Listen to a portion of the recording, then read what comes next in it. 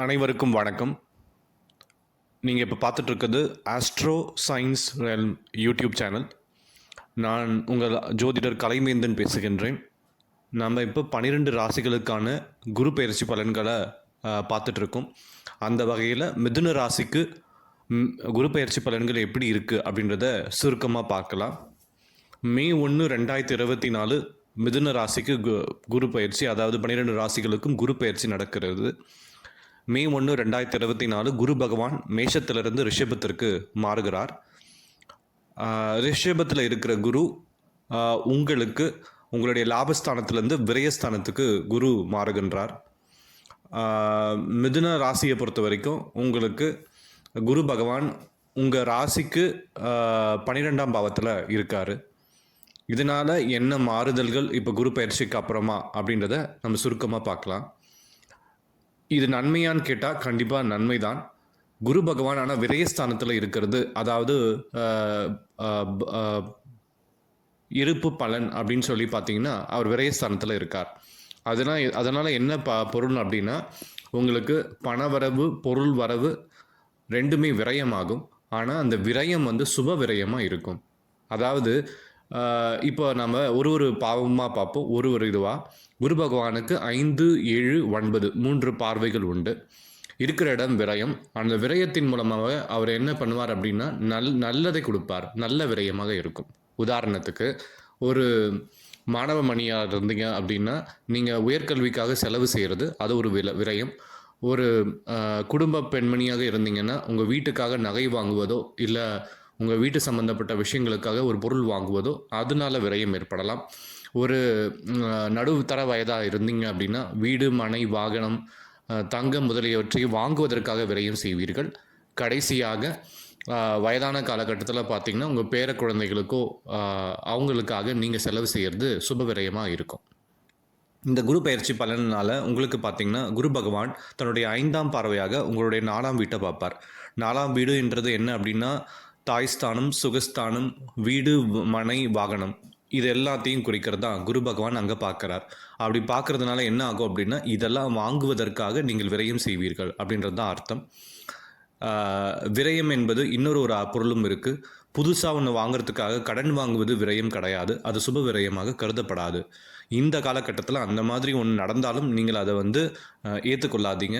இருக்கிற கடனை அடைக்கிறதுக்கான இதுதான் இது. அதாவது வீடுக்காக ஏற்கனவே ஒரு கடன் வாங்கியிருந்தீங்கன்னா அதை அடைக்கிறது தான் நீங்கள் பார்க்கணுமே தவிர, ஒரு வாகனம் ஏற்கனவே வச்சுருந்தீங்க அப்படின்னா அதனுடைய கடனை அடைக்கிறதுக்காக மட்டும்தான் நீங்கள் இந்த காலகட்டத்தில் நீங்கள் உங்கள் பொருளையோ தனத்தையோ பணத்தையோ விரயம் செய்யணும். புதுசாக ஒரு விஷயத்தை தொடங்குறதுக்காக கடன் வாங்குவது கூடாது. இப்போ நான் சொன்ன மாதிரி தாயார், வண்டி, வாகனம், மனை புதுசாக ஒன்று வாங்குறது கையிருப்பு பணத்தில் வாங்கலாம். ஆனால் புதுசாக அதுக்காக லோன் எடுத்தோ ஒரு கடன் பெற்றோ நீங்கள் வாங்கக்கூடாது இந்த காலகட்டத்தில். ஏற்கனவே இருந்த கடனாக இருந்தால் அதை நீங்கள் தைரியமாக வேகமாகவும் அடைக்கலாம் இந்த காலகட்டத்தில். அதுக்கப்புறமா குரு பகவான் 5ஆம் பார்வையை நம்ம பார்த்தோம். உங்களுடைய 4ஆம் இடத்தை பார்ப்பார். அடுத்தது அவருடைய 7ஆம் பார்வையாக உங்களுடைய 6ஆம் இடத்தை பார்ப்பார். 6ஆம் இடம் என்ன அப்படின்னா கடன், நோய், வம்பு, வழக்கு, ருணரோக சத்ருஸ்தானம் அப்படின்னு சொல்லுவாங்க. அதாவது உங்களுடைய நோய் கம்மியாகும், நோய் நிவர்த்தியாகும். அதற்கான ஸ்டெப்ஸ் எதனா நீங்கள் எடுத்தீங்கன்னா, மருத்துவம் எதனாலும் பார்த்தீங்கன்னா அது கண்டிப்பாக தீரும் காலகட்டம் இந்த காலகட்டம். அதுதான் ருணம், ரோகம், சத்ரு. கடன் எதுனா இருந்தால் அந்த கடன் எல்லாம் தீரக்கூடிய ஒரு காலகட்டம். சத்ரு உங்களுடைய எதிரிகள் யாரேனும் இருந்தால் அவர்கள் பலவீனப்படுவார்கள். நீங்கள் பலசாலியாக ஆவீர்கள் இந்த காலகட்டத்தில். ஆக இந்த காலகட்டம் குரு பயிற்சி மே 1, 2024 அப்புறமா உங்களுடைய நோய் தீரும், கடன் தீரும், வம்பு வழக்குகள் ஏதேனும் இருந்தால் பூர்வீகத்திலேயோ இல்லை வேறு எதுனா சம்மந்தப்பட்ட வம்பு வழக்குகள் இருந்தால் அதுவும் தீரும். அதே போல் உங்களுக்கு கடன் தீரும்னு ஏற்கனவே சொல்லியிருக்கேன்.